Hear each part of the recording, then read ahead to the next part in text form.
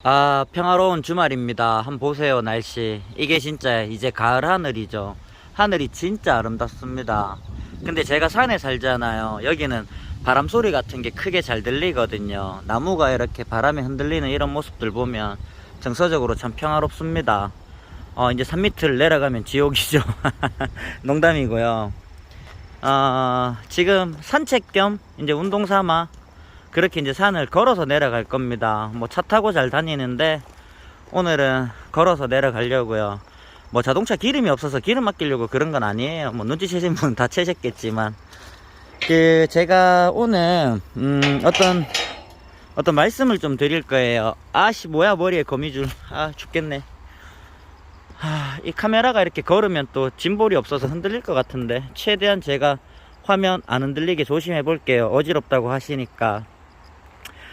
이제 때가 되었습니다. 때가 되었기 때문에 제가 언제 말씀을 드릴까 고민하다가 지금 말씀드리는 거예요. 저도 뭐 산책하면 천천히 제가 이제 차분해지니까 차분하게 이제 말씀을 드리려고요. 시청자님들이 이거 보시면서 뭐 저한테 댓글로 뭐 열심히 해서 뭐 좋은 업체가 되거나 큰 업체가 돼서 성공하실 거다, 뭐 아니면 뭐 말하는 게 뭐 재밌어서 뭐 유튜버가 뭐 10만 유튜버가 될 거다, 뭐 그렇게 말씀들 하시더라고요. 그래서 아마 지금 뭐 구독하시면서 계속 제 채널 보셨던 시청자님들께서는 제가 이렇게 해서 업체를 크게 차려서 이제 그냥 크게 이제 인테리어 업체에서 돈을 많이 버는 이제 그런 이제 미래를 예측하시거나, 아니면 저렇게 유튜버를 해서 유튜버가 돼서 이제 돈을 버는 그런 삶을 살 거다, 이렇게 크게는 두 가지 방향으로 저를 예측하셨을 거라고 생각을 해요. 근데 제 생각은 둘 다 아닙니다. 저는 그걸 할 거예요. 나이가 있으신 분들은 아실 거예요. 옛날에 신동엽의 러브하우스 그거 보셨나요? 보시면은 사연 있고 좀 힘든 분들 있잖아요. 그런 분들이 이제 방송국에 제보를 해서 이제 그 집을 새로 싹 고쳐주잖아요. 그래서 보면 이제 비포 애프터가 딱 나오면서 딱 고쳐진 집을 딱 볼 때 그 BGM 음악이 따라따라따 따라따라. 이제 어린 분들은 이 코너 모르실 거예요. 근데 방금 제가 불러드렸던 BGM은 한 번쯤 다 들어보셨을 거예요. 아이고 씨, 미끄러질 뻔했네 바닥에. 저는 한 번도 어릴 때부터 집이 없었습니다. 제 기억에 제가 이제 되게 어릴 때 제 기억은 초가집에 살았습니다. 초가집이요. 지금 뭐 아파트 살고 도시 사는 분 생각하시면 그 초가집이 어떤 수준인지 제가 지금은 말로는 설명 힘듭니다. 그냥 뭐 어디 폐가 체험 같은 거 있잖아요. 흉가 체험. 그런데 가는 집에 그냥 좀 깨끗하게 사람 살았다고 생각하시면 됩니다. 그러다가 뭐 아버지께서 빚을 내서 뭐 건물을 지은 것 같은데 식당을 한다고 빚을 내서 지은 거예요.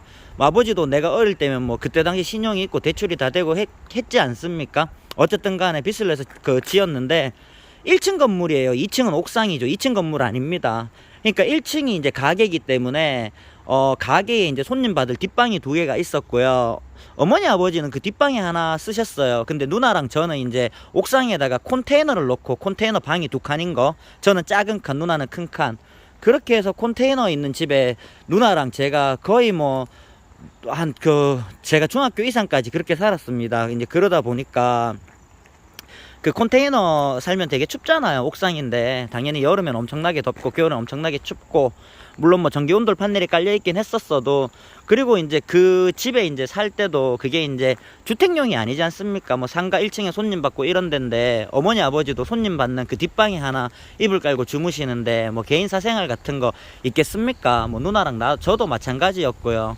근데 그때 이제 좋았던 건 딱 하나 기억이 납니다. 이제 옥상이고 저희가 촌에서 자랐기 때문에 옥상 이제 학교 마치고 좀 놀던지 학교 마치고 이렇게 집에 들어가면 저녁이 되잖아요. 해가 빠진다고 하죠. 집에 가면 해가 빠지고 뭐 1층에 어머니 식당에서 밥을 먹고 이제 2층이 이제 내부로 가는 2층 아니에요. 건물 외부로 가는 2층 계단입니다. 그렇게 이제 컨테이너로 올라가면 밤이니까 저녁에 별이 참 잘 보였어요. 별이. 그래서 늘 제가 옥상에서 컨테이너를 또 밟고 위로 올라갈 수 있습니다. 컨테이너 위를요. 컨테이너 지붕이죠. 거기 위에 올라가서 누워가지고 별을 참 많이 봤습니다. 그러면서 이제 많은 생각들을 하죠. 뭐 그런 거 있잖아요. 나는 어디서 왔나? 과연 신은 있나? 뭐 그런 거 있잖아요. 이제 그런 그 10대 때 사색의 시간들이 이제 제가 조금 삶을 살아가는데 어떤 철학적이거나 제가 이제 어떤 무언가를 결정하고 사고하는데 지탱할 수 있는 참 좋은 시간이었던 것 같습니다. 그리고 이제 아버지께서는 또 빚을 내서 그 장사하던 그 식당이 안 되니까 그것도 이제 빚을 다 못 갚은 상태인데 또 이제 대학로 쪽에 또 횟집을 차린다고 또 크게 또 시작을 하셨죠. 다 빚을 내 가지고. 그러면서 이제 그 기존에 하던 식당은 어머니가 하시고 아버지는 이제 직원들을 들여서 그렇게 장사를 했었습니다. 평수도 제법 컸었고요. 아버지께서 그 바닷가를 직접 가서 그 경매를 떠가지고 그 고기를 가져왔기 때문에 그 원가가 좀 저렴해서 아버지가 되게 또 회를 많이 드리는데 원가는 저렴하게 가성비가 좋은 그런 컨셉으로 횟집을 하셨고요. 알바생들하고 직원이 많을 때는 7명까지 있는 걸 제가 봤습니다. 거기가 대학로라서 이제 뭐 주방장이나 뭐 주방의 아줌마 정직원을 제외하면 알바생 누나들만 그냥 뭐 한 3, 4명, 4, 5명이 늘 있었거든요. 이제 그때가 제가 중3을 넘어가고 이제 고등학교 2학년 때까지 거의 한 3년 가까이 그렇게 했던 걸로 기억이 납니다. 그런데 그렇게 장사를 좀 하니까 이제 좀 잘 돼서 어머니가 하고 있는 식당은 안 됐기 때문에 이제 인건비를 쓸 바에 엄마가 그 가게의 문을 닫고 이제 그 아버지 가게 횟집에서도 같이 일을 하게 되었거든요. 그게 얼마 안 되었습니다. 만약에 그렇게 지속적으로 장사가 잘 되었다면 뭐 좀 저희가 돈을 많이 벌었을 거고 잘 살았을 텐데 그렇게 조금 얼마 안 있었어요. 몇 달인가 그러고 있다 IMF가 터졌습니다. 뭐 IMF라고 말씀드리면 다 아실 거잖아요. 이거 설명 안 드려도 되죠. 뭐 당연히 뭐 먹고 마시고 쓸 돈이 없는데 횟집인데 손님이 있겠습니까? 제가 학교 마치고 이렇게 아버지 가게 놀러 가거나 이제 밥을 먹으러 가거나 좀 도와달라 해서 도와주러 가거나 했을 때 그 넓은 홀이 그때 이제 방이 6개가 있었고요. 뭐 홀이 뭐 대충 제가 생각해도 한 40평은 됐던 것 같습니다. 주방이 따로 빠져 있는 상태에서요. 뭐 그런 홀이 꽉 찼었는데 IMF 터지고 정말 개미새끼 한 마리가 없이 썰렁했던 겁니다. 그래서 알바부터 한 명 한 명씩 이제 잘라내기 시작하고 그리고 마지막에 이제 그 주방장 형만 남았었죠. 근데 이제 그 주방장 형도 마지막에 이제 그만두게 하고 어머니 아버지 둘이서 이제 횟집을 운영하시다가 이제 그러고 이제 뭐 망한 겁니다. 그때 이제 저희가 그 빚이 있었다고 했잖아요. 그렇게 아버지가 지었던 상가 건물을 뭐 빚에 의해서 팔거나 뭐 이렇게 해서 뭐 저당이나 이런 것 때문에 날라갔을 겁니다. 그리고 이제 저희는 돈이 없고 횟집은 이제 월세를 얻은 곳이죠. 상가는 보통 보증금에 월세를 얻으니까 이제 거기에서 저희가 남은 집은 남은 곳이라고 그거밖에 없잖아요. 그래서 식당에 방이 6개 있다고 말씀드렸잖아요. 그 방 하나를 제가 쓰고 그 방 하나를 누나가 쓰고 그 방 하나를 어머니 아버지가 썼던 겁니다. 왜냐하면 뒤로는 장사가 안 됐기 때문에 방 6개가 그 손님을 받을 일이 없었잖아요. 그렇게 또 거기서 그렇게 살았던 겁니다. 그러다가 이제 그 횟집도 이제 월세 기간, 그러니까 임대 기간이 끝나잖아요. 장사는 안 되니까 임대 기간 끝나면 나가야 되잖아요. 그러니까 저희는 갈 곳이 없고 돈도 없었죠. 그때 이제 뭐 장사하시는 분들 어려우면 돈이 정말 급하면은요 대출도 다 이제 안 되고 막히고 이럴 때는 일수까지 또 찍잖아요. 일수 아시죠? 일수. 뭐 지금 또 뭐 돌아다니면 일수 뿌리는 전단지 엄청나게 그 양아치들 많이 뿌리잖아요. 이제 돈이 급하면 그 일수라도 쓰는 거죠. 저희 아버지가 그 횟집 할 때 그 일수를 찍고 있었던 겁니다. 저는 몰랐어요. 그 뭐 어떤 삼촌이 와서 매일 뭐 돈을 뭐 몇만 원인가 받아가는데 제가 이제 그때 고등학교 무렵인가 모르니까 엄마 저거 뭔데 했더니 저축하는 거래요. 엄마가 그거 나한테 저축하는 거라고 했습니다. 그래서 저거 매일마다 몇만 원씩 저축을 하는 거구나. 제가 그렇게 생각했었다니까는요. 근데 이제 그게 다 알고 봤더니 일수돈을 매일 갚는 거였죠. 그러다 보니까 그 그 임대차 기간이 끝나도 저희는 갈 데가 없잖아요. 엄마 아빠가 돈이 없는데 어디 좋은 데 가겠습니까? 그래서 어디로 갔냐면 지금 생각하면 그게 고시원 비슷한 데입니다. 근데 고시원은 아니에요. 그 사글세라고 해가지고 월세를 내는 게 아니고 1년치를 선불로 주는 거 있잖아요. 그때 당시에 그 사글세 1년치를 한 돈 100만 원 줬던 걸로 기억합니다. 돈 100만 원 아래 위로요. 갈 데는 없고 돈이 없는데 엄마 아빠 누나 나 이렇게 4가족이 있잖아요. 가기는 가야 되고 가게에 월세날 그 임대차는 끝나니까 빼줘야 되니까 그렇게 없는 돈에 거기를 얻었던 겁니다. 근데 거기가 어떤 구조였냐면 뭐라고 해야 될까? 복도가 있고요. 복도 좌우로 방이 있습니다. 그러니까 복도가 이렇게 있고 이쪽으로 방이 하나, 둘, 셋, 저쪽으로 하나, 둘, 셋 이렇게 6개가 있었던 겁니다. 그 중에 한 방을 쓰는 거예요. 그 중에 한 방이요. 그 6개를 다 쓰는 게 아니고 그 중에 한 방이요. 그 한 방의 평수가 얼핏 생각하면 두세 평 남짓 했을 겁니다. 한 평이 이제 가로 세로 1.8, 1.8이잖아요. 한 평이. 그러니까 2평 잡으면 이제 뭐 예를 들어서 3.6, 3.6 정도니까 네 가족이 누우면 몸이 그냥 빡빡했었습니다. 그러니까 얼마나 불편하고 힘들게 살았겠습니까?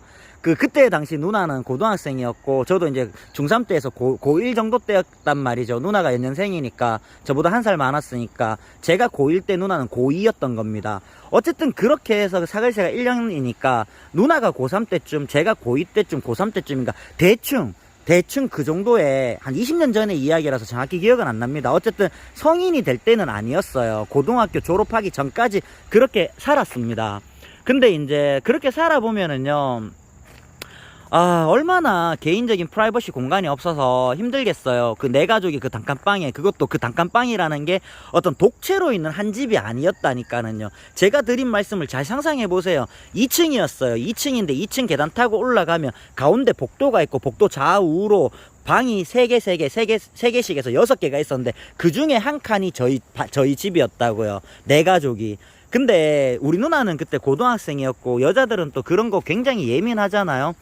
거기에 집이 6개 호실이 있는데 6개 호실이라고 말하기도 웃기죠. 그거는 그냥 진짜 고시원 같은 데라니까요. 고시원에 이제 고시원 한 방이 크기가 2배 정도 컸다 이런 느낌이었어요.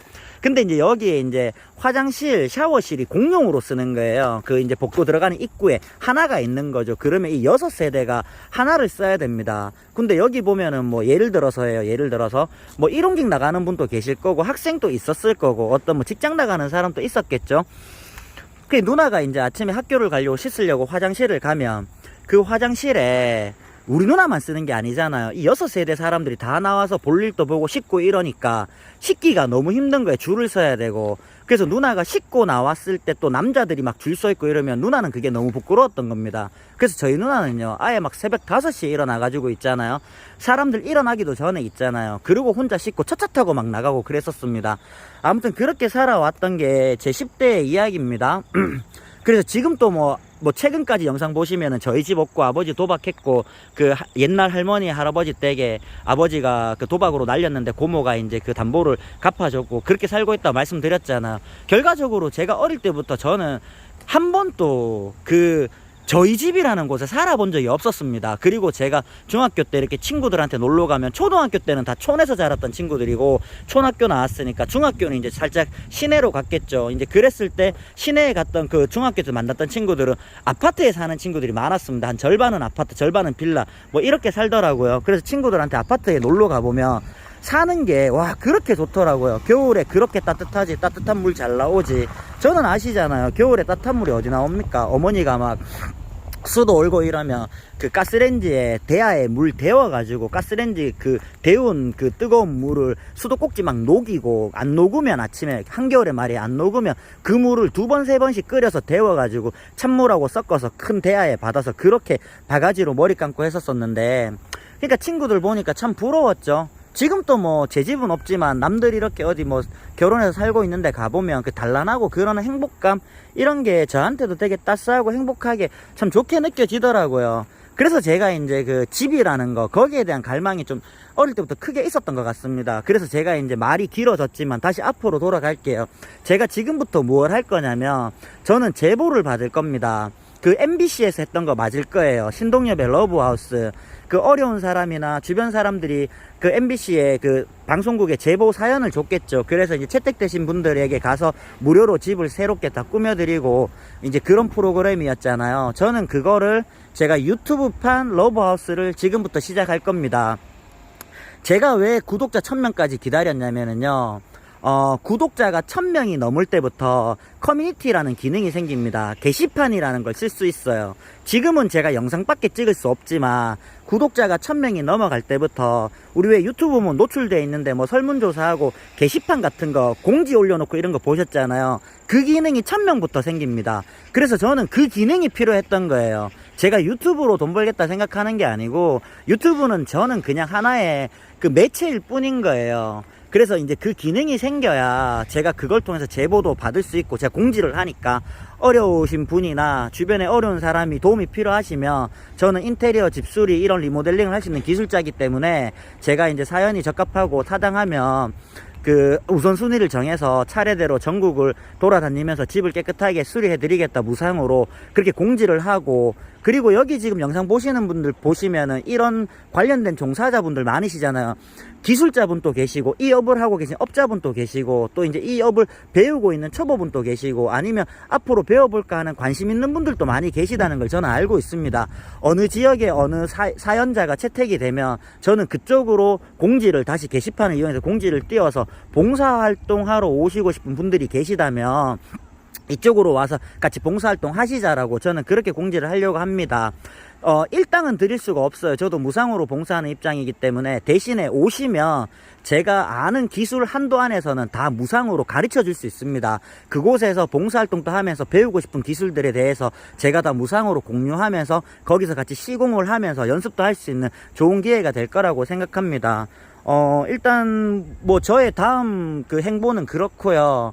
이제 구독자가 1000명이 다 되었기 때문에 영상을 미리 찍어 드리는 거고, 중요한 건 제가 돈이 없잖아요. 뭐 제가 어떻게 그렇게 수리를 하거나 뭘 하면 인건비는 빼더라도 그 자재비가 들기 때문에요. 그런 부분들이 뭐 집수리 하나 하는데 몇백의 자재비는 기본 들어가는 거잖아요. 그런 부분들은 제가 앞으로 대기업을 상대할 겁니다. 일단은 뭐 채널이 커지기 전까지는 그 지역에 있는 싱크대를 교체한다면 싱크대 업체라든지 페인트 칠을 한다면 도배를 한다면 그 지역에 있는 뭐 소규모의 업체 사장님들 중에 제 방송을 보시고 그분들께서 선한 취지로 나 이거 후원하겠습니다 하시는 분들이 계시다면, 스폰 협찬하신다는 분이 계시면 그분들께 받아서 대신에 그분들은 그 협찬을 선한 마음으로 해주셨기 때문에 제가 제 채널에서 그 지역에 이 사장님 협찬 받았다고 충분히 광고를 해드릴 예정입니다. 뭐 광고를 받기 위해서 협찬하시는 건 아니시겠지만 저도 거기에 대한 응당에 대한 대가는 그렇게 이렇게 광고를 올려 드리는 걸로 제가 이제 좀 보답을 해드릴 예정이고, 시간이 지나면 저는 대기업을 상대할 겁니다. 저희가 뭐 예를 들어서 페인트라고 가정해도 페인트면 뭐 KCC라든지 뭐 사막 페인트, 노르페 페인트 다 대기업이고요. 뭐 샤시를 한다 해도 남선 알루미늄, 경희 알루미늄, KCC 알루미늄 전부 다 이거 다 대기업이잖아요. 건축 자재 만들고 전부 다 이거 다 대기업이잖아요. 저는 결과적으로 마지막엔 대기업을 상대해서 대기업 협찬을 받을 겁니다. 뭐 지들이 협찬하겠죠. 좋은 일 하고 나랑 협찬하면 이미지 좋아질 텐데, 그리고 자기들은 그거 협찬해봐야 우리는 시공비 다 따지고 하면 공사 금액이지만 걔들은 원가로 따져지는 거잖아요. 원가로. 그 원가는 얼마 안 하기 때문에 뭐 기업 이미지도 좋아지고 그렇게 파트너십을 맺어볼 생각을 하고 있습니다. 이 영상을 보시는 그 대기업의 그 마케팅 관련해서 그 담당하시는 분이 혹시라도 계신다면 지금이라도 빨리 저한테 연락을 주십시오. 왜냐하면 저는 의리가 좋은 사람입니다. 제가 어려울 때 저한테 먼저 손을 내밀고 도와주신다면 제가 만약에 채널이 잘 되고 많은 큰일이 이루어졌을 때 다른 대기업 업체에서 더 좋은 조건으로 협찬에 대한 그 어떤 컨택이 오더라도 제가 먼저 저하고 맺었던 그 업체를 배신하지 않겠습니다. 어떠한 더 좋은 조건이 오더라도 저한테 어려울 때 먼저 같이 도우려는 취지를 가졌던 그 기업이 있다면 저는 그 기업을 배신하지 않을 테니 지금이라도 관계자분들은 보시면 저한테 그 컨택을 주십시오.